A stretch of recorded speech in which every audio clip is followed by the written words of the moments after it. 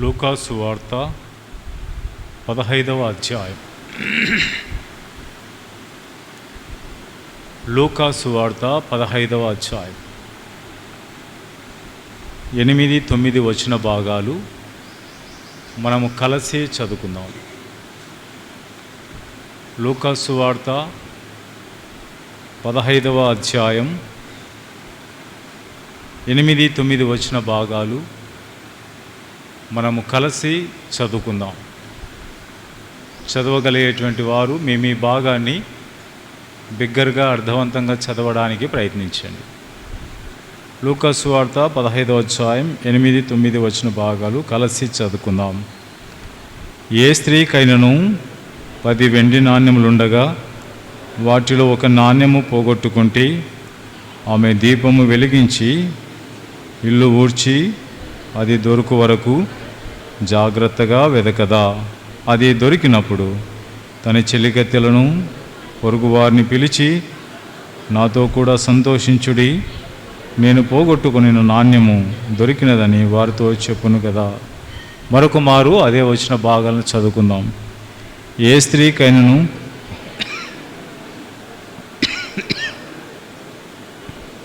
దీపం వెలిగించి ఇల్లు ఊడ్చి అది దొరుకు వరకు జాగ్రత్తగా వెదకదా. అది దొరికినప్పుడు తన చెలికెత్తెలను పొరుగు వారిని పిలిచి, నాతో కూడా సంతోషించుడి, నేను పోగొట్టుకుని నాణ్యము దొరికినదని వారితో చెప్పును కదా. మొదటి కొరింథీయులకు రాసిన పత్రిక 11వ అధ్యాయం. మొదటి కొరింథీయులకు రాసినటువంటి పత్రిక 11వ అధ్యాయం 28వ వచన భాగం కలిసి చదువుకుందాం. మొదటి కొరింథీ 11వ అధ్యాయము 28వ వచన భాగం కలిసి చదువుకుందాం. మొదటి కొరింథీయులకు రాసిన పత్రిక 11వ అధ్యాయము 28వ వచన భాగం మనం కలిసి చదువుకుందాం.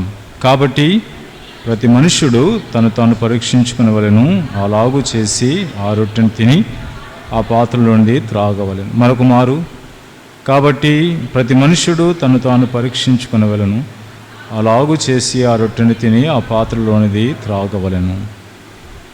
సామెతల గ్రంథం 23వ అధ్యాయం. సామెతలు 23వ అధ్యాయం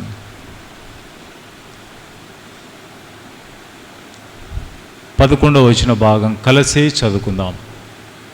సామెతల గ్రంథము 23వ అధ్యాయము 11వ వచన భాగం కలిసి చదువుకుందాం. సామెతలు 23వ అధ్యాయం 11వ వచన భాగం కలిసి చదువుకుందాం. వారి విమోచకుడు బలవంతుడు, ఆయన వారి పక్షమున నీతో వాద్యమాడును. మరొక మారు, వారి విమోచకుడు బలవంతుడు, ఆయన వారి పక్షమున నీతో వాద్యమాడును. చదవబడినటువంటి ఈ లేఖన భాగములన్నిటి కొరకై ప్రభువే మనతో మాట్లాడి సహాయించినట్లుగా ప్రభు సహాయాన్ని కోరుకుందాం. ప్రియమైన మా పరలోకపు తండ్రి, అత్యున్నత సింహాసనాస్తున్నటువంటి మహా గొప్ప దేవ, నీ ప్రియ కుమారుడు మా ప్రియ ప్రభు రక్షకుడు యేసుక్రీస్తు సర్వశక్తి కలిగిన నామమును బట్టి కృతజ్ఞతాస్తుతి వందనములు చెల్లిస్తున్నాం. మా ప్రభా, యోబు తన జీవితంలో నా విమోచకుడు సజీవుడనియు అని తిరిగి భూమి మీద నిల్చునని నేను ఎరుగుదును అని సెలవిచ్చిన మీ మాటను ఆధారం చేసుకుని, అవునైనా విమోచకుడుగా, సజీవుడుగా, మరణమును జయించిన వాడుగా, సమాధి పైన విజయం అనుగ్రహించిన వాడుగా, లోకం పైన విజయం అనుగ్రహించిన వాడుగా, మరణం పైన, శాపము పైన, పాపము పైన, ధర్మశాస్త్రము పైన విజయం అనుగ్రహించిన దేవుడవు ప్రభా. పాపాత్ముడైనటువంటి మానవుని తప్పించి ఆ శిక్షకు బదులుగా నీ మీద వేసుకొని, మానవునికి బదులుగా అట్టి శిక్ష నీ మీద వేసుకొని మరణించి సమాధి చేయబడి 3వ దినమున లేఖనంలో ప్రకారము లేపబడిన విధానమును బట్టి మా హృదయపూర్వక వందనాలు. తిరిగి మేము ఒక దినాన మిమ్మల్ని కలుసుకోబోతున్నాం. వారి విమోచకుడు బలవంతుడు, మా విమోచకుడు బలవంతుడైనటువంటి దేవా, నువ్వు మాతో కూడా వాద్యమాడగలిగేటువంటి వారిని, మీ కృపచేత మమ్మల్ని బలపరిచి భద్రపరిచే దేవుడవుగా మీరుంటున్నందుకై స్తుతిస్తున్నాం. మా విమోచకుడు బలవంతుడు, మరణమును జయించినటువంటి వాడు. ఓ మరణమా నీ విజయం ఎక్కడా, ఓ మరణమా నీ ముళ్ళెక్కడా అని సెలవిచ్చినటువంటి దేవుడు. ఇటు కృప కలిగిన దేవుని కలిగి ఉండే భాగ్యం మాకు అనుగ్రహించిన మీకు కృపకై ప్రపంచమంతా జరుపుకోబోతున్నటువంటి ఈ యొక్క పునరుత్థాన దినము కొరకై, మా కొరకై మీరు తిరిగి లేచిన విధానమును బట్టి కృతజ్ఞతాస్తులు చెల్లిస్తూ, మా ఎడల మీరు చేసిన అమోఘమైన అతీతమైన అనిర్వచనమైనటువంటి కార్యము కొరకై స్తుతిస్తూ, మహిమ ఘనత ప్రభావములతో కృతజ్ఞతాస్తుతి ఆరాధనతో మా ప్రియ ప్రభును మా రక్షకుడునైన యేసుక్రీస్తు అతి పరిశుద్ధమైన నామమున మీకే సమర్పించుకొని ఆరాధించి పూజించుకుంటున్నాం మా తండ్రి. ఆమేన్.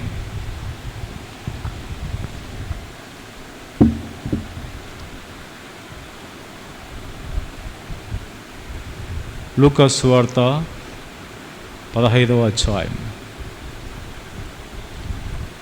లూకా సువార్త 15వ అధ్యాయం.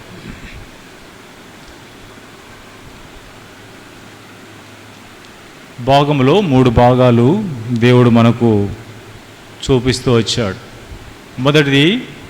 మొదటి వాటి గురించి రాస్తూ వచ్చాడు.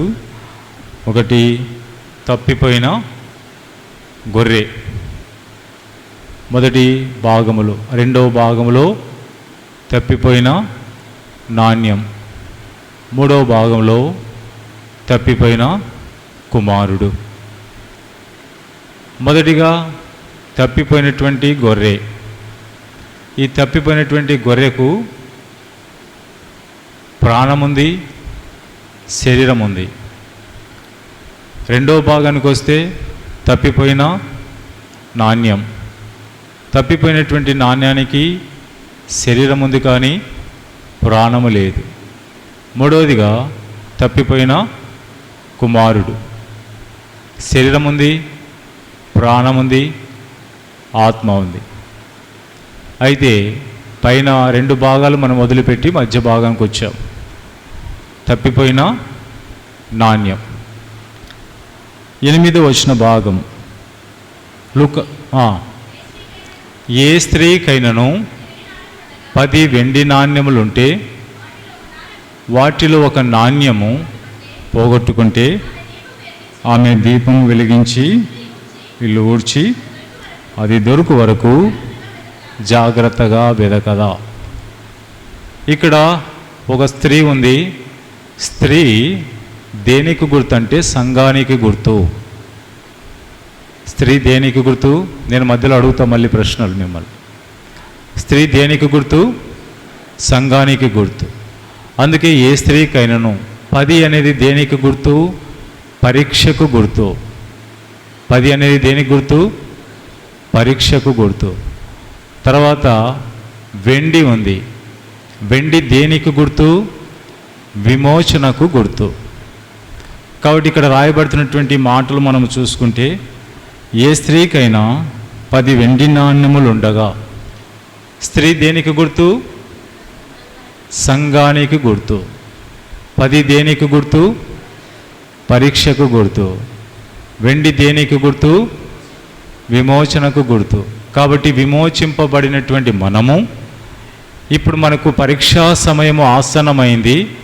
ప్రభు యొక్క రొట్టెలో పాలు పొందబోతున్నాం. ఈ పరీక్షా సమయంలో సంఘముగా లేదా వ్యక్తిగతంగా మనం ఎలాగున్నామో, ఇక్కడ మన మధ్యలో ఒక స్త్రీ ఉంది. ఆ స్త్రీతో మనము పోల్చుకుంటే మనం ఎట్లా ఉన్నామో దేవుని యొక్క వాక్యమును ఆధారము చేసుకుని కొన్ని మాటలు మనము చూసుకోవడానికి ప్రయత్నిద్దాం. కాబట్టి వారి విమోచకుడు ఎలాంటి వాడంట? బలవంతుడు అని రాయబడింది. సామెతల గ్రంథం 23వ అధ్యాయం 11వ వచన భాగములు. వారి విమోచకుడు. కాబట్టి బలవంతుడైనటువంటి దేవుణ్ణి ఒక దినాన మనము కలుసుకోబోతున్నాం. భూలోకములో కాదు, నిత్యత్వంలో కలుసుకోబోతున్నటువంటి గొప్ప ఆధిక్యత. కాబట్టి ఈ స్త్రీ, సంఘానికి చూపిస్తున్నటువంటి ఈ స్త్రీ తన జీవితంలో ఏమి చేసిందో, మనం ఏమి చేయబోతున్నామో, ఏమి చేస్తున్నామో మనము చూసుకుంటే మనకు అర్థం అవుతుంది. కాబట్టి స్త్రీ దేనికి గుర్తున్నాం? సంఘానికి గుర్తు. పాలస్తీనా దేశంలో ఏం చేస్తారంటే యవనస్తులైనటువంటి వారికి దాదాపుగా 13 సంవత్సరాలు వచ్చినటువంటి అమ్మాయిలకు వాళ్ళకు ఒక పని అప్పగిస్తారు. పని చేయడానికి ఒక పని అప్పగిస్తారు. ఆ పని చేసిన తర్వాత వాళ్ళు 10 వెండి నాణ్యాలు సంపాదించాలి. అంటే ఎప్పుడు పెళ్ళిళ్ళకు వచ్చేలోపు వీళ్ళు ఎప్పుడు సంపాదిస్తారో అప్పుడు పెళ్ళి చేసేస్తారు. ఆ 10 వెండి నాణ్యాలు సంపాదిస్తేనే వీళ్ళకు పెళ్ళి అవుతుంది. ఎవరికి? యవనస్తులైనటువంటి అమ్మాయిలకు. కాబట్టి వాళ్ళు ఏం చేస్తారంటే 10 వెండి నాణ్యాలు కష్టపడి సంపాదించిన తర్వాత వాళ్ళు తల్లిదండ్రులకు ఇవ్వాలి. వాళ్ళు కష్టపడినటువంటి 10 వెండి నాణ్యాలు తల్లిదండ్రులకు ఇస్తే ఆ తల్లిదండ్రులు వాళ్ళు గుర్తించగలుగుతారు, మా అమ్మాయికి పెళ్ళిళ్ళు వచ్చింది, మా అమ్మాయికి వివాహము చేయాలి అని. ఆ వివాహపు సమయంలో కూడా ఏం చేస్తారంటే ఈ 10 వెండి నాణ్యాలు తీసుకొని వాటికి ఒకటి దానికి రంధ్రం చేసి దాని ఒక తాడు కట్టి వాళ్ళు వివాహపు సమయంలో ఏం చేస్తారంటే ఆ అమ్మాయి మెడలో వేస్తారు. భారతదేశ సంస్కృతి ప్రకారం తాళిబొట్టు ఎట్లాగైతే కడతారో అక్కడ తాళి కట్టరు, కానీ అది మెడలో వేసేస్తారు. ఇది వాళ్ళకున్నటువంటి సాంప్రదాయం. కాబట్టి ఈ యొక్క స్త్రీకి 10 వెండి నాణ్యాలు ఉంటేనే పెళ్ళి అవుతుంది. దీంట్లో ఏ ఒక్క నాణ్యము పోగొట్టుకున్నా ఏం కాదు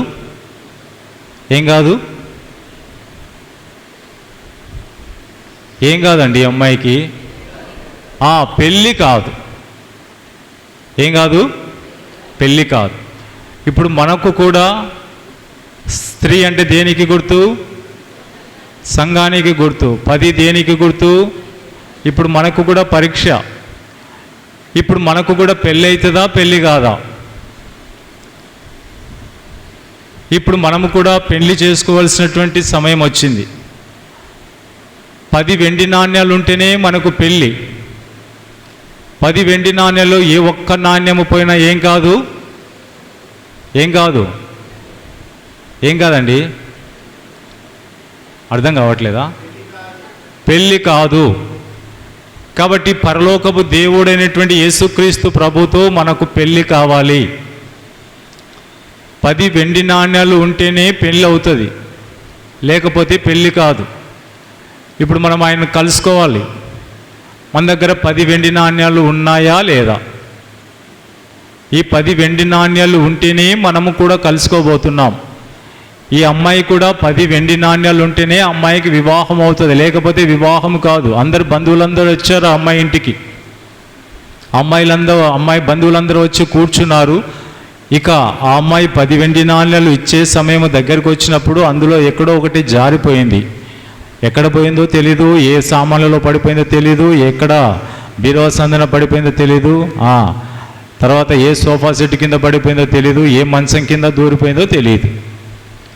ఇప్పుడు ఆ స్త్రీ ఏం చేస్తుందో మనము కూడా అది చేస్తే, ఇప్పుడు ఆ స్త్రీ పెళ్ళి వివాహం అనేటువంటి దాని కొరకు ఎలాగైతే ఎదురు చూస్తుందో మనము కూడా అలాగ పరలోకపు దేవునితో పెళ్ళి చేసుకోవడానికి సిద్ధపడి ఉండినటువంటి వారంగా ఉండగలిగితేనే మనకి 10 వెండి నాణ్యాలు ఉంటేనే పెళ్ళి, లేకపోతే పెళ్ళి కాదు.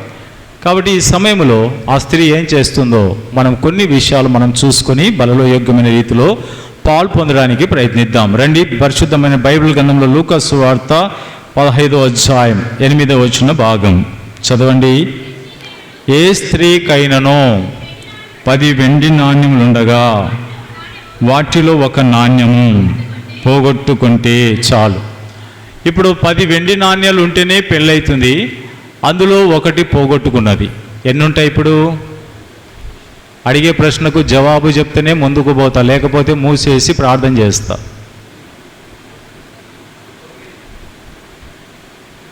పది వెండి నాణ్యాల్లో ఒకటి పోతే ఎన్ని ఉంటాయి? 9 ఉంటాయి. రండి, ఆ 9 గలతీలకు రాసినటువంటి పత్రిక 5వ అధ్యాయం 22వ వచన భాగం. గలతీలకు రాసినటువంటి పత్రిక 5వ అధ్యాయం 22వ వచన భాగం. అయితే ఆత్మఫలం ఏమనగా ప్రేమ, సంతోషం, సమాధానం, దీర్ఘశాంతం, దయాళుత్వం, మంచితనం, విశ్వాసం, సాత్వికం, ఆశా నిగ్రహం. ఎన్నున్నాయండి? 9 ఉన్నాయి. 10వది పరిశుద్ధాత్ముడు.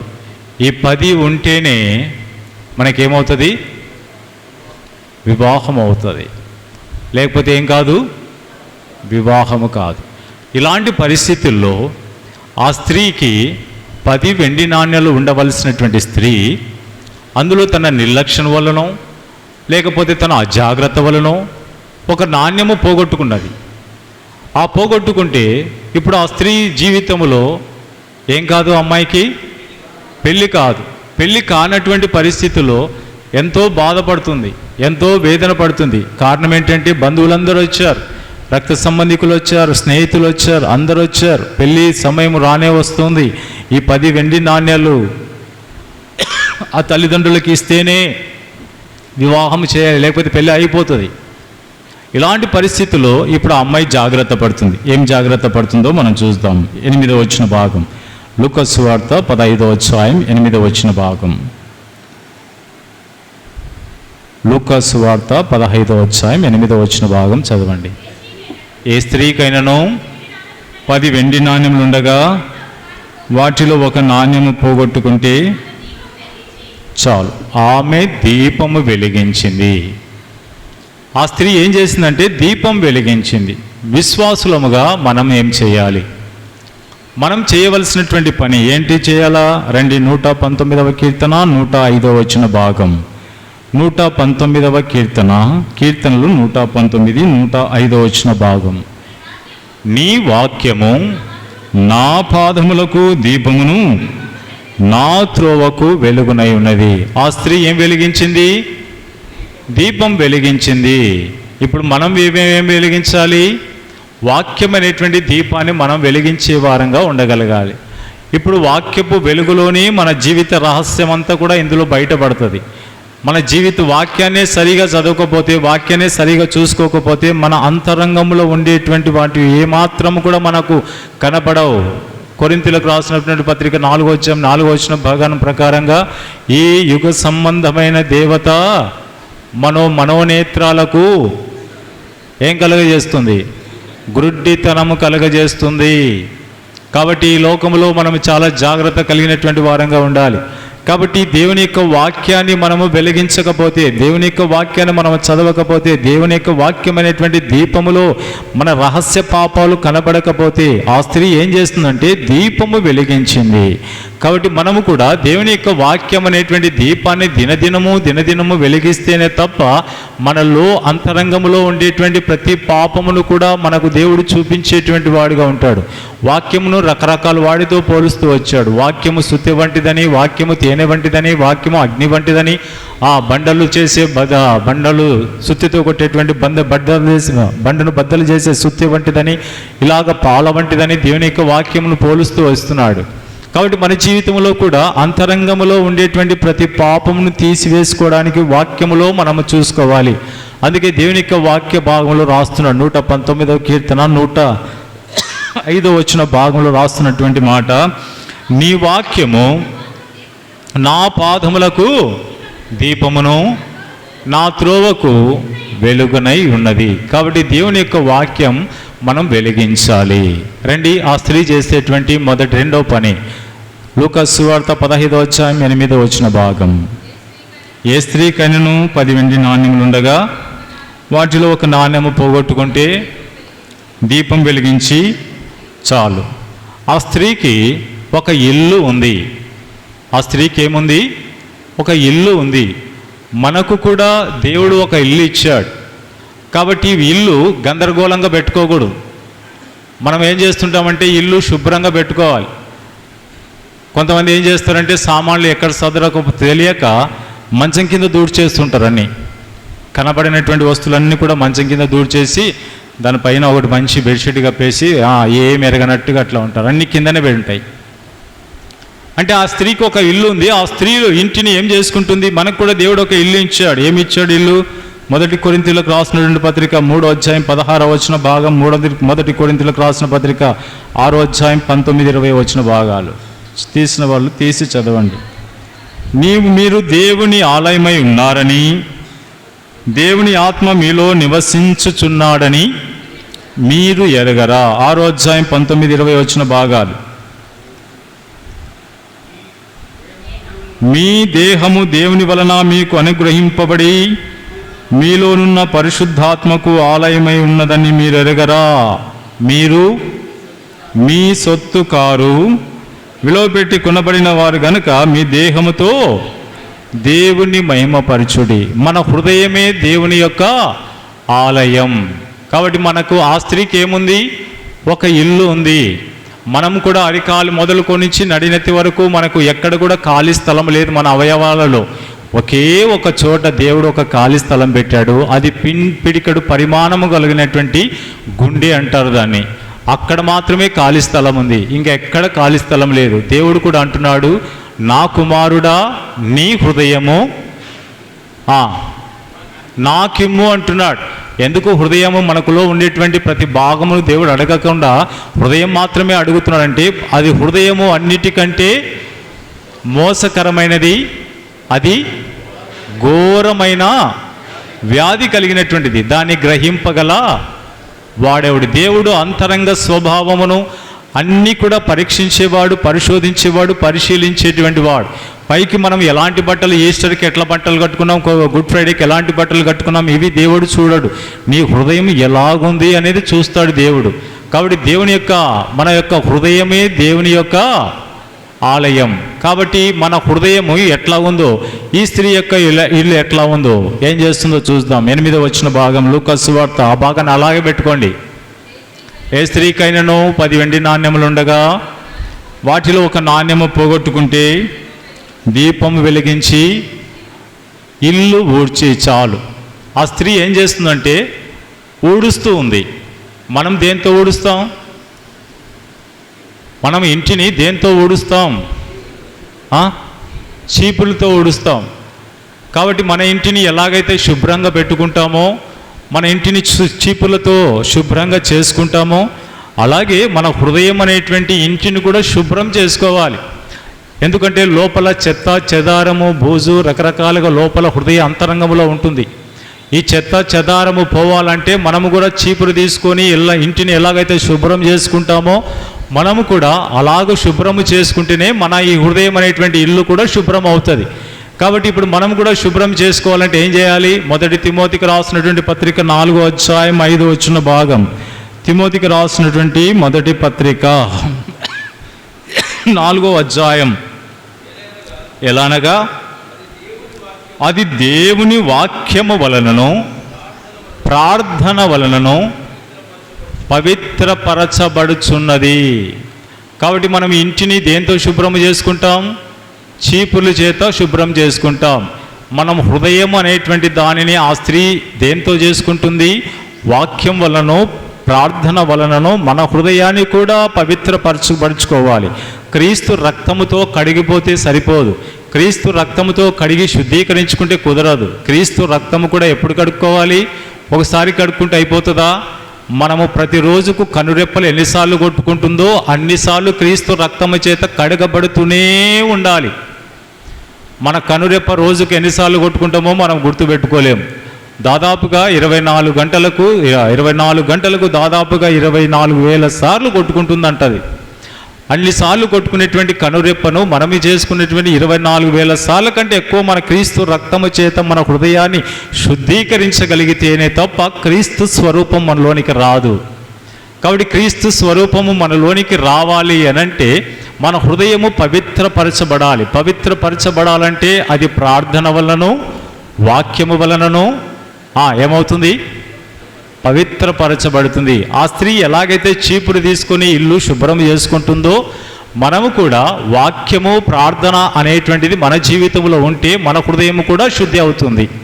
కాబట్టి ప్రార్థనకు ఉన్నటువంటి శక్తి అమోఘమైనటువంటి శక్తి. సంఘానికి కావాల్సింది ప్రార్థన. అందుకే ప్రార్థనకు ఉన్నటువంటి బలము ఇక దేనికి కూడా లేదు. అందుకే మత్తయి సువార్త 18వ అధ్యాయం 16వ వచన భాగంలో అంటాడు, ఏమంటున్నాడు? మత్తయి సువార్త 18వ అధ్యాయం 16వ అధ్యాయం 16వ వచన భాగం.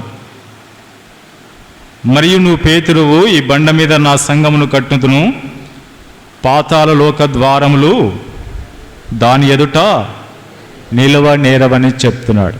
కాబట్టి ప్రార్థన అనేటువంటిది చాలా ప్రాముఖ్యం. మన హృదయము పవిత్రపరచబడాలంటే ప్రార్థన కావాలి. ఒకసారి సాధు సుందర్ సింగ్ అనేటువంటి ఆయన ఉన్నాడు. ఒకవేళ మీకు అందరికి చాలా వరకు తెలిసే ఉండొచ్చు ఆయన గురించి. టిబెట్ ప్రాంతంలో పరిచర్య చేస్తున్నాడు. యేసుక్రీస్తు ప్రభును నమ్మిన తర్వాత తన వస్త్రధారణ మారిపోయింది. ఆయన యేసు ప్రభుని నమ్మిన తర్వాత కేవలము కాషాయ వస్త్రాలు ధరించుకుంటాడు. ఆయన దేవుని నమ్మిన తర్వాత తన జీవితము ఆఖరి వరకు, ఆయన చనిపోయినట్టుగా ఎక్కడ రాయబడలేదు. ఆయన చరిత్రలో హిమాలయానికి పోయాడు, కానీ ఇక తర్వాత ఎక్కడికి పోయినాడు అనేది తెలియదు. ఆయన ఎక్కడ చనిపోయినాడు కూడా తెలియదు. ఈ సాధు సుందర్ సింగ్ యేసుక్రీస్తు ప్రభుని నమ్మిన తర్వాత కాషాయ వస్త్రములు ధరించుకున్న మొదలుకొని, యేసు ప్రభుని అంగీకరించినది మొదలుకొని ఆఖరి వరకు కూడా చెప్పులు లేకుండానే తిరుగుతూ వచ్చాడు. ఆఖరి వరకు కూడా తనకు చెప్పులు లేవు. అయితే ఈయన టిబెట్ ప్రాంతంలో సువార్త పరిచర్య చేశాడు. సువార్త పరిచర్య చేసిన తర్వాత సాయంకాలపు వేళలో ఎవరైనా నన్ను ఆహ్వానిస్తారా, ఎవరైనా ఇంటికి ఆహ్వానిస్తారేమో అనుకున్నాడు. ఎవరైనా ఆహ్వానిస్తే బాగుంటుంది, ఈ రాత్రికాల సమయంలో నేను అక్కడ విశ్రాంతి తీసుకొని తిరిగి నా పరిచర్య ముందుకు కొనసాగించవచ్చు అంటే ఎవ్వరు దరిదాపులో ఎవ్వరు కూడా ఆయన స్వీకరించలేదు. చీకటి పడుతుంది. ఆ టిబెట్ ప్రాంతంలో ముందుకు వెళ్ళేటువంటి పరిస్థితి ఏ మగ పురుషుడు కూడా భయపడతాడు. ముందుకు వెళ్ళాలంటే చాలా భయం వేస్తుంది. ఎందుకంటే అలాంటి భయంకరమైనటువంటి క్రూర జంతువులు అక్కడ ఆ ప్రదేశాల్లో ఉంటున్నాయి. క్రూరమైనటువంటి సర్పాలు కూడా అక్కడే తిరుగుతాయి. అది ఆ సమయంలో వాటికి తెగినటువంటి సమయం అది. అయితే అంతలో ఏమైందంటే భయంకరమైనటువంటి ఉరుము మెరుపులతో వచ్చేటువంటి వర్షం మొదలవుతుంది. ఆయనకు ఎక్కడ దాచుకోవడానికి ఎక్కడ స్థలం లేదు. ఆయన ఏం చేశాడు, ఒక్క నిమిషం ప్రార్థన చేసి మోకరించి, ప్రభువా నాకు ఇక్కడ ఎవరు నన్ను స్వీకరించలేదు, ముందుకు వెళ్తున్నా, నీ చిత్తానుసారంగా నన్ను నడిపించు అన్నాడు. సరే, ఆయన వెళ్ళిపోవడానికి సిద్ధపడుతున్నాడు. వెళ్ళిపోతూ ఉన్నాడు. వెళ్ళిపోతుంటే అల్లంత దూరాన ఒక చిన్న దీపం కనిపించింది ఆయనకి. ఆ దీపం కనిపించి అక్కడికి వెళ్ళడానికి తీర్మానం చేసుకున్నాడు. దాదాపుగా అక్కడికి వెళ్ళిపోయాడు. వెళ్ళిన తర్వాత అక్కడ ఎవరో ఒక దీపం వెలిగించి, అది పాడుపడ్డటువంటి ఇల్లు, అది అక్కడ వెలిగించి వెళ్ళిపోయారు.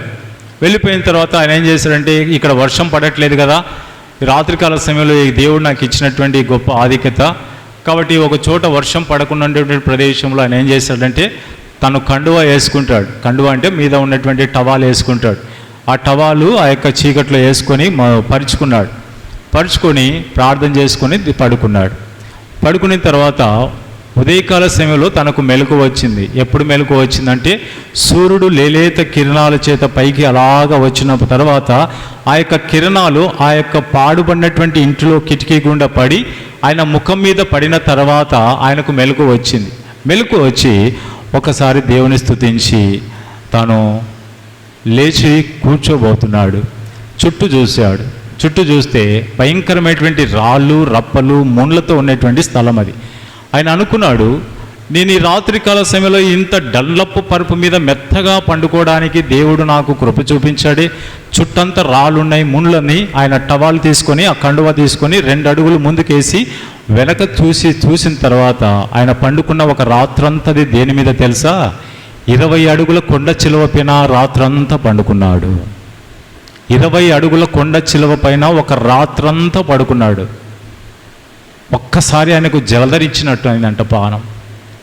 ఆయన రోమాలన్నీ కూడా ఆయన వెంట్రుకలన్నీ కూడా నిక్కబొడుచుకున్నాయంట. వెంటనే దేవుని స్తుతిస్తున్నాడంట. ఒక్క రాత్రంతా దౌర్భాగ్యుడైనటువంటి నాకు ఇంత గొప్ప కృప ఇచ్చావే. 20 అడుగుల కొండ చిలువ చూస్తేనే భయం వేస్తుంది. దానికి వెంట్రుకలు ఉన్నాయంట దాదాపుగా. ఆ వెంట్రుకలు ఉన్నటువంటి పాము, ఆ పాము పైన ఆయన ఒక రాత్రంతా పండుకున్నాడంటే సృష్టికర్త అయినటువంటి దేవుడు దానికి అనుమతి ఇవ్వకుండా అలాగా మెత్తని పరుపు పైన పండుకున్నట్టుగా అలసిపోయినటువంటి తన దేహం ఎంత విశ్రాంతి తీసుకొని తను తిరిగి ముందున్నటువంటి ప్రయాణం కొరకై సిద్ధపరచబడడానికి ఆ యొక్క పాము పైన 20 అడుగుల కొండ చిలువ పైన ఆ వ్యక్తి పండుకోగలిగినాడంటే దేవుడు చూపించినటువంటి మహత్తరమైనటువంటి కార్యం అదే ప్రార్థన. ఆయన జీవితంలో ఉన్నటువంటి ప్రార్థన ద్వారా ఆయనకున్నటువంటి దేవుడు 20 అడుగుల కొండ చిలువ, ఇప్పుడు ఆయన అడిగి అక్కడ పాడుపడినటువంటి ఇల్లు వదిలిపోతుంటే ఇప్పుడు పాము కింద ఉన్నటువంటి ఆ యొక్క కొండ చిలువ కింద తల కింద తీసుకున్నటువంటి పైనంతా కూడా తోకతో ముదురుకొని ఉంటుంది. ఇప్పుడు ఆ పాము కదులుతుందంట. కదులుతుంటే ఒక్కసారి దేవుని స్తుతించి, అయ్యా రాత్రంతా కదలకుండా చేసావు దాన్ని. ఎన్నిసార్లు మానవుడు పడుకున్నప్పుడు దాదాపుగా 200 సార్లు పొర్లుతుంటాడంట మంచం మీద. అంటే పండుకున్న పొజిషన్ రాత్రి ఇక్కడ ఇట్లా పండుకుంటే ఇక పొద్దున్న లేసేదానికి దాదాపుగా 200 సార్లు తిరుక్కుంటూనే ఉంటామంట మంచం మీద. ఇది సైన్స్ చెప్పేది ఇది. కాబట్టి ఈ 200 సార్లు ఒకవేళ సాధు సుందర్ సింగ్ను కూడా మనం ఆధారం చేసుకుంటే ఆయన కూడా ఎన్నోసార్లు పొర్లిండొచ్చు. అలసిపోయాడు పాపం, పడుకున్నాడు. దేని మీద పడుకున్నాడు? 20 అడుగుల కొండ చిలువ మీద పడుకున్నాడు. దేవుడు ఆయనకు దానికి అనుమతి ఇవ్వలేదు. ఒక ప్రార్థన ద్వారా మాత్రమే ఇది సాధ్యమవుతుంది. అందుకే దేవుని యొక్క వాక్య భాగంలో మన హృదయాన్ని ఊడ్చుకోవాలి, మన హృదయాన్ని కడిగేసుకోవాలి, మనలో ఉన్నటువంటి అపవిత్రత తొలగించుకోవాలి. ఎందుకు మన ఇంట్లో రోజు ఊడ్చుకుంటాం? రోజు స్నానం చేయాలా? మనం ఒకరోజు చేస్తే కుదరదా? ఏదో ఈస్టర్కో గుడ్ ఫ్రైడేకో లేకపోతే డిసెంబర్ 25కో స్నానం చేస్తే సరిపోదా? రోజు చేసుకోవాలా, రోజు ఊడ్చుకోవాలా, రోజు కడుక్కోవాలా, రోజు శుద్ధి చేసుకోవాలా?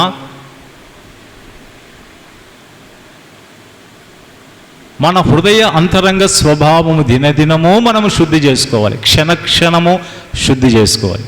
ఆత్మశుద్ధి లేని ఆచారం అది ఎలా, బాంధశుద్ధి లేని పాకమేలా, చిత్తశుద్ధి లేని శివపూజ లేలరా విశ్వధాభిరామ వినురవేమ. ఆత్మశుద్ధి లేకపోతే అంతే, ఏదో వచ్చిపోతున్నట్టుగా కాకుండా మనలో ఆత్మశుద్ధి కావాలి. ఆత్మశుద్ధి చేసి లేకుండా మనం ఎంత ఆచారం చేసినా అదంతా వట్టిదే. అదంతా కూడా పాత్ర లోపల కడగబడినటువంటి దానితో సమానము అంటాడు. దేనికి సమానం అంటే ఒకవేళ పాత్ర లోపలి కడగకుండా దాంట్లో మనం అన్నం వండితే ఎలాగైతే పాడైపోతుందో మన హృదయము కూడా కడగబడకుండా మనం ఎన్ని మంచి కార్యాలు చేసినా అది పాడైపోతుంది. అందుకే ఈ స్త్రీ ఏం చేస్తుందంటే ఆ స్త్రీ ఇల్లు ఊడ్చుకుంటుంది. ఎందుకు ఊడుస్తుంది? ఆ వెండి నాణ్యము ఎక్కడ పోయిందో తెలియదు, ఎక్కడ జారిపోయిందో తెలియదు, ఎక్కడ దొరికిపోయిందో తెలియదు, ఎక్కడ పోయిందో తెలియదు. ఇప్పుడు ఆ స్త్రీకి ఏం కావాలి? వివాహము కావాలి. ఆ వివాహం కావాలంటే ఏమి దొరకాలి? ఏం దొరకాలి? వెండి నాణ్యము దొరకాలి. ఇప్పుడు వెండి నాణ్యము దొరికితేనే ఆ స్త్రీకి పెళ్ళి అవుతుంది, లేకపోతే పెళ్ళి కాదు. కాబట్టి మన జీవితంలో కూడా ఈ 10 వెండి నాణ్యాలు కలిగి ఉంటేనే పరలోకపు దేవునితో మనకు కూడా పెళ్ళి. ఇప్పుడు ఆయన కూడా రారాజుగా రాబోతున్నాడు, మనం ఆయనను సంధించబోతున్నాం. 10 వెండి నాణ్యాలు మన దగ్గర ఉన్నాయా లేదా? ప్రేమ అనేది మన దగ్గర లేకపోతే, ప్రేమ అనే వెండి నాణ్యం మన దగ్గర లేకపోతే ఆయన సంధించలేం. కాబట్టి మనలో ఉండేటువంటి ప్రతి ఒక్క వెండి నాణ్యం, గలతీయులకు రాసినటువంటి పత్రిక 5:22 ప్రకారంగా 10 వెండి నాణ్యాలు మనం ఖచ్చితంగా ఉండాలి. ఇప్పుడు ఆ స్త్రీకి ఏముందో ఒకసారి చూసుకుందాం. మొదటిగా ఆ స్త్రీకి ఏముంది? 10 వెండి నాణ్యాలు ఉంది. ఇప్పుడు ఆ స్త్రీ ఏం చేస్తుంది? మొట్టమొదటిగా ఆ స్త్రీ చేసేది దీపాన్ని వెలిగించింది. మనమేం వెలిగించాలి? మనమేమి వెలిగించాలి? వాక్యమైనటువంటి దీపాన్ని వెలిగించాలి. ఆ స్త్రీకి ఏముంది? ఇల్లు ఉంది. మనకేముంది? హృదయం అనేటువంటి ఇల్లు ఉంది. ఆ స్త్రీ ఏం చేస్తుంది? ఇంటిని ఊడుస్తూ ఉంది. మనం ఏం చేసుకోవాలి? అట్లే కుప్ప పెట్టుకోవాలి, పేర్కొనేటట్టుకు పెట్టుకోవాలి, అట్లనే కదా. ఏం చేయాలా? అది కూడా తీసేసుకోవాలా. దేని ద్వారా తీసివేయబడుతుంది? వాక్యం వలనను ప్రార్థన వలనను పవిత్రపరచబడేటువంటి వారంగా ఉండగలుగుతాం. క్రీస్తు రక్తముతో కడగబడేది పాపము, ఇది వీటిని లోపల ఉండేటువంటి కొన్ని పాపాలు. ఇప్పుడు చూడండి, మీకు ఉదాహరణకు మనం విశ్వాసులమా కాదా? విశ్వాసులమే. విశ్వాసులమైనటువంటి మనకు కోపం ఎందుకు వస్తుందండి? కోపం వస్తుందా రాదా? ఎందుకు వస్తుంది కోపం? దేవుని బిడ్డలం కదా.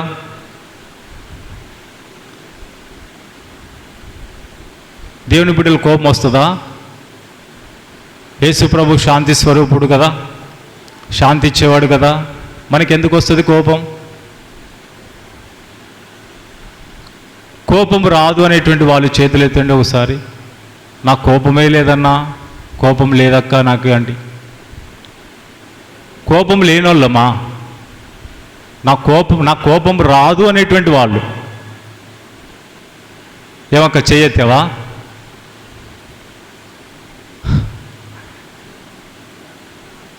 కోపం వస్తుందా రాదండి? ఎందుకు వస్తుంది? సాతానుడు మన హృదయములో భద్రము చేయబడుతుంటాడు. సాతానుడు ఎక్కడో ఉంటాడు అనుకోవడం పొరపాటు. సాతానుడు ఎక్కడుంటాడు? మందిరంలోనా అక్క? ఎక్కడుంటాడు సాతానుడు? సాతానుడికి తిష్టేసుకొని ఉంటాడు ఒక చోట. సాతానుడు ఎక్కడెక్కడో ఉంటాడు అనుకుంటుంటాం మనం. ఎక్కడెక్కడో ఉండడు వాడు.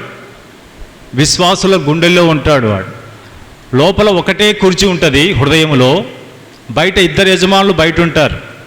నువ్వు ఎవరికైతే ఆహ్వానిస్తామో వాడు వచ్చి లోపల వచ్చి కూర్చుంటాడు అంతే.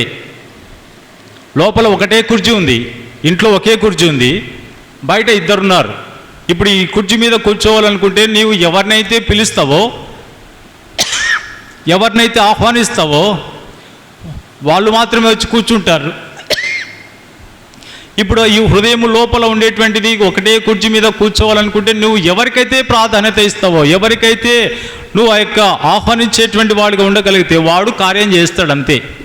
ఇప్పుడు యేసుప్రభునే పిలిస్తే యేసుప్రభు వచ్చి కూర్చుంటే నీ జీవితంలో నెమ్మది, శాంతి, సమాధానం ఉంటుంది.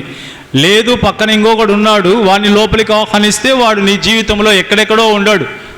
మూలలో అక్కడక్కడ ఇళ్లలో మూలలో ఉంటాడు. మీరు చీపులు ఎక్కడెక్కడ పెడుతుంటారు కదా, ఆ మూలలో ఎక్కడో మూలలో ఇరుక్కొని ఉంటాడు. అంతసేపు బాగానే ఉంటారు. బాగా వాడు ఏం చేస్తాడంటే జగడం పెట్టడానికి లేదా కొట్లాట పెట్టడానికి ఎవరిలో ఒకరిలో దూరిపోతాడు. కొద్దిసేపటికి వాడు దూరిపోయిన తర్వాత ఇక్కడ ఉన్నటువంటి భర్త ఒకసారి ఏం నాకు అన్నం పెడతలేవు అంటాడు.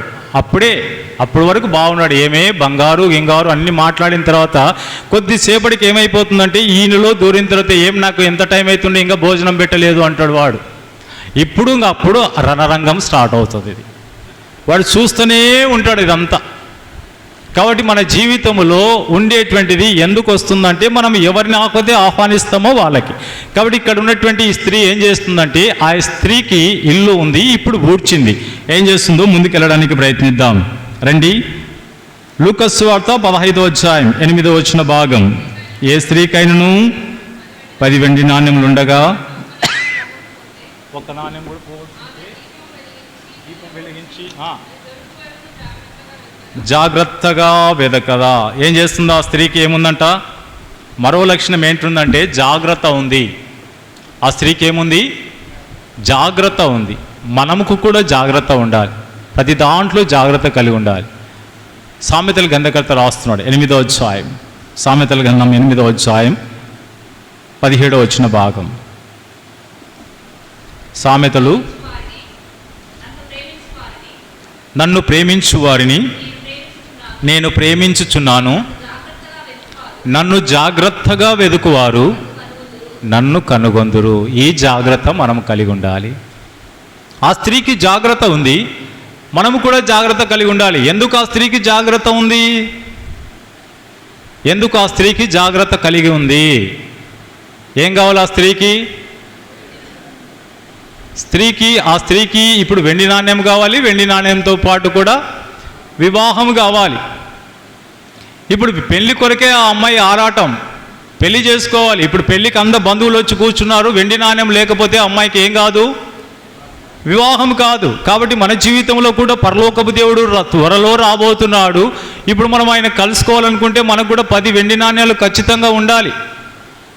ఇప్పుడు ఆ స్త్రీ ఏం చేస్తుందో మనము కూడా ఆ స్త్రీ చేసేటువంటి పనిలో ఒక్క రెండు చేసినా మన జీవితంలో ధన్యమైపోతుంది. ఆ స్త్రీ ఏం చేస్తుంది? దీపం వెలిగించింది. మనం ఏం చేయాలి? వాక్యమైన దీపాన్ని మనం వెలిగించాలి. ఆ స్త్రీకి ఏముంది? ఇల్లు ఉంది. మనకేముంది? హృదయం ఉంది. ఆ స్త్రీ ఏం చేసుకుంటుంది? ఇంటిని ఊడ్చుకుంటుంది, శుభ్రం చేసుకుంటుంది. మనం ఏం చేసుకోవాలి? మనం కూడా లోపలంతా బూజు ఉంటుంది, లోపల చెత్త చెదారము మురికి పేరుకపోయి ఉంటుంది. అది లోపల కనబడదు అదంతా. అదొక దేవునికి నీకు మాత్రమే తెలుసు. ఇలాంటి జీవితాలు కలిగినటువంటి మన జీవితాలలో దేవుడు వీటిని శుభ్రం చేయడానికి మన కొరకు ప్రాణం పెట్టాడు. మన పాపమును పోగొట్టుకోవడానికి, మన పాపం తీసివేయడానికి. ఇప్పుడు అక్కడ ఉన్నటువంటి ఆ స్త్రీ ఏం చేస్తుందంటే ఇప్పుడు జాగ్రత్త కలిగి ఉంది. మనం కూడా ఏం కలిగి ఉండాలా? నన్ను ప్రేమించువారు నేను ప్రేమించుచున్నాను, నన్ను జాగ్రత్తగా వెదుకువారు నన్ను కనుగొందురు. కాబట్టి జాగ్రత్త కలిగినటువంటి వారంగా ఉండగలిగితే ఇప్పుడు ఆ స్త్రీకి ఏం జరిగిందో 9వ వచన భాగం. అది దొరికినప్పుడు, ఏది దొరికినప్పుడు? వెండి నాణ్యము దొరికినప్పుడు ఇక ఆ స్త్రీకి ఇంకా చెప్పనశక్యమైన మహిమాయుక్తమైనటువంటి సంతోషం కలుగుతుంది. ఇక 10 వెండి నాణ్యాలు ఆ స్త్రీకి ఖచ్చితంగా ఉంటున్నాయి. కాబట్టి ఆ స్త్రీకి ఏం కావాలి? వివాహం అవుతుంది. ఇప్పుడు ఆ స్త్రీ యొక్క సంతోషము చెప్పనలవి కానటువంటిది. అది దొరికినప్పుడు తన చెలికత్తెలను పొరుగు వారిని పిలుస్తుంది. ఎందుకు చెలికత్తెలను పొరుగు వారిని పిలుస్తుంది? చెలికత్తెలను పొరుగు వారిని పిలుస్తుంది ఎందుకంటే తన సంతోషం ఇతరులకు చెప్పుకుంటుంది. తనకున్నటువంటి సంతోషం ఇప్పుడు నాకు ఏమవుతుంది? వివాహం కాబోతుంది. కాబట్టి ఈ వివాహంలో మీరు కూడా నా యొక్క సంతోషంలో మీరు కూడా పాలిభాగస్తులు కాండి, రండి అని అంటుంది ఆ స్త్రీ. ఇప్పుడు చెలికత్తెలను ఇరుగు పొరుగు వారిని అందరూ కూడా పిలుస్తుంది, స్నేహితురాలను కూడా పిలుస్తుంది. మనకు కూడా దేవుడు రక్షణ అనేటువంటి భాగ్యాన్ని ఇచ్చాడు.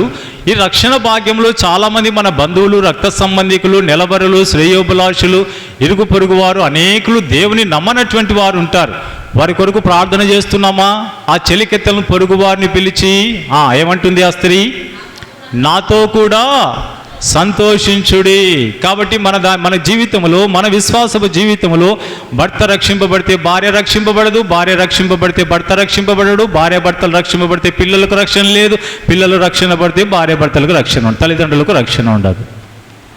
ఇప్పుడు ఉన్నటువంటి పరిస్థితి ఇది. కాబట్టి ఇది భయంకరమైనటువంటి దినాల్లో ఇప్పుడు రక్షణ కావాలి. మన బంధువులు కూడా రక్షణ పొందట్లేదు. బంధువులు కూడా రక్త సంబంధికులు. ఒకవేళ మనము హిందూ సాంప్రదాయం నుంచి వచ్చిండొచ్చు. అవి వచ్చిన తర్వాత ఏం చేస్తారు? మన బంధువులంతా కూడా మనల్ని ఒక దిక్కులోని మాదిరి చూసినట్టు చూస్తుంటారు. వాళ్ళు తీసి పడేసిన కరేపాకు మాదిరి చూస్తుంటారు. చూసిన తర్వాత ఏం చేస్తారు? వాళ్ళని ఒక పక్కన పెట్టేస్తుంటారు. అయితే దేవుడు మనల్ని ఆదరించేవాడు, ధైర్యపరిచేవాడు, ఓదార్చేవాడు. కాబట్టి యోబు ఏం చేస్తున్నాడు? యోబు గ్రంథం 42వ అధ్యాయం 10వ వచన భాగం. యోబు ఏం చేస్తున్నాడో చూద్దాం. 42వ అధ్యాయం 10వ వచన భాగం యోబు గ్రంథం. మరియు యోబు స్నేహితుల నిమిత్తము ఏం చేస్తున్నాడు? నువ్వేం చేస్తున్నావు? నీ జీవితంలో ఏం చేస్తున్నావు? నీ జీవితంలో ఎంతవరకు ప్రార్థన చేస్తున్నావు? ఈ వ్యక్తి యోబు అనేటువంటి వాడు తనకున్నటువంటి స్నేహితులు ఏమైనా ఆదరిస్తారేమో అని వస్తే అందరూ ఆయనను తిట్టిపోతున్నాడు. జోఫర్ అట్లే మాట్లాడుతున్నాడు, బిల్దద్ అట్లే మాట్లాడుతున్నాడు. అక్కడ ఉన్నటువంటి ముగ్గురు స్నేహితులు ముగ్గురు రకరకాలుగా దూషించినటువంటి వారు ఉన్నారు. వాళ్ళ కొరకు ఈయన ఏం చేస్తున్నాడు? ప్రార్థన చేస్తున్నాడు. ఇప్పుడు నువ్వు రక్షింపబడి మీ కుటుంబంలో ఇంకా రక్షణ పొందినటువంటి వాళ్ళు ఎంతమంది ఉన్నారు? వాళ్ళ కొరకు ఏమైనా ప్రార్థన చేస్తున్నావా? నువ్వు ఒక్కడు పరలోక రాజ్యానికి పోతే కుదరదు, నువ్వు ఒక్కరు నిత్యత్వం పోతే కుదరదు. నీతో పాటు నీ కుటుంబం నిత్యత్వంలో ఉంటే బాగుంటుంది. లేకపోతే నువ్వు నిత్యత్వం పోయి నీ భార్య ఆ యొక్క అగ్నిగుండంలో కనకాలే అగ్నిగుండంలో ఉన్నప్పుడు ఈ సంఘం ఎత్తబడేటప్పుడు ఎట్లా ఉంటుందంటే, ఆ సంఘం ఎత్తబడేటువంటి పరిస్థితులలో అందరికీ కూడా టీవీ న్యూస్లలో వస్తుంటుంది. అందరూ మాయమైపోయారు, బ్రేకింగ్ న్యూస్, అందరూ మాయమైపోయారు, సంఘం ఎత్తబడి ఉంటుంది. అప్పుడు డాడీ డాడీ డాడీ అని పిల్లలు వస్తే డాడీ కనబడట్లేదు, సెల్ ఫోన్ అక్కడే ఉంటుంది, ఆయన బట్టలు అనే ఉంటాయి. ఎక్కడైనా బయటికి పోయాడా, చెప్పులు చూస్తే చెప్పులు బయటే ఉన్నాయి, ఎక్కడ పోయి డాడీ డాడీ కనబడట్లేదు. మమ్మీ మమ్మీ మమ్మీ మమ్మీ అని మమ్మీ లోపలికి వస్తే వంటగదిలో ఉందంటే వంటగదిలో కూడా లేదు మమ్మీ.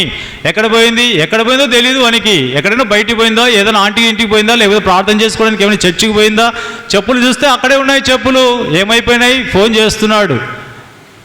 అరే మా మమ్మీ మీ ఇంటికి వచ్చింది ఏమరా, రాలేదురా, మా మమ్మీ కూడా కనబడతలేదు, ఏమైనారా, ఏమోరా, ఎక్కడ మాట్లాడుకొని ఎక్కడైనా పోయినారా, ఎక్కడ పోయేది ఏముంది, ఎత్తబడ్డారు వాళ్ళు, వీళ్ళు విలువబడుతూ వచ్చారు. భయంకరమైనటువంటి పరిస్థితి రాబోతుంది.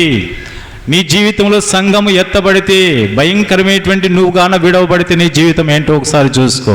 అందుకే ఈ స్త్రీ ఏం చేస్తుందంటే, చెలికత్తెలను పొరుగు వారిని పిలిచి నాతో కూడా సంతోషించుడి. కాబట్టి సంతోషించే గొప్ప అనుభూతిని మనం పొందాలి. ఏంటా సంతోషం? ప్రకటన గ్రంథకర్త రాస్తున్నాడు 19వ అధ్యాయం.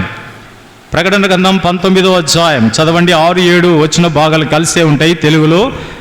గొర్రెపిల్ల వివాహోత్సవ సమయం అనే దగ్గర నుంచి లేదా అక్కడ 6.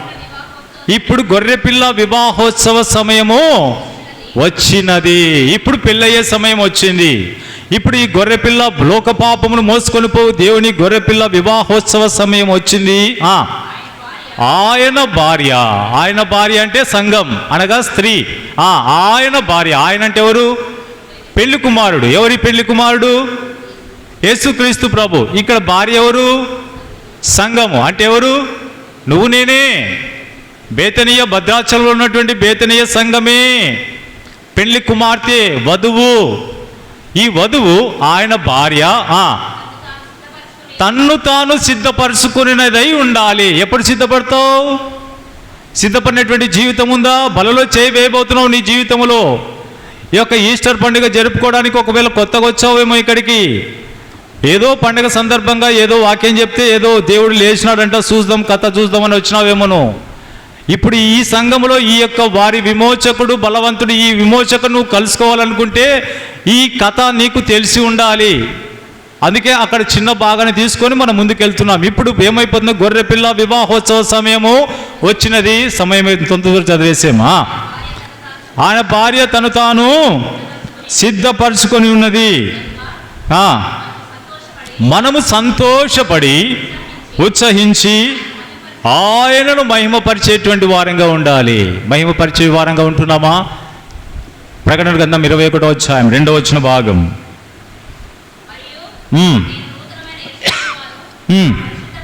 పరిశుద్ధ పట్టణము భర్త. ఎవరి భర్త?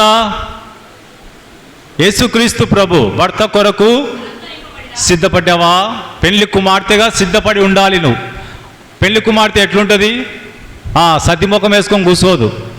పెళ్లి కుమార్తె ఎప్పుడో రెడీ అయి ఉంటుంది. ఎందుకు? ఎప్పుడెప్పుడు పెళ్లి చేస్తారో, ఎప్పుడెప్పుడు ఇల్లు పోవాలనుకుంటారు. కొంతమంది పెళ్లి టైంలో చూస్తే మీకు అర్థమవుతుంది. ఇప్పుడు ఇక్కడ రాయబడుతున్నటువంటి మాట ఏం రాస్తున్నాడు? భర్త కొరకు అలంకరింపబడిన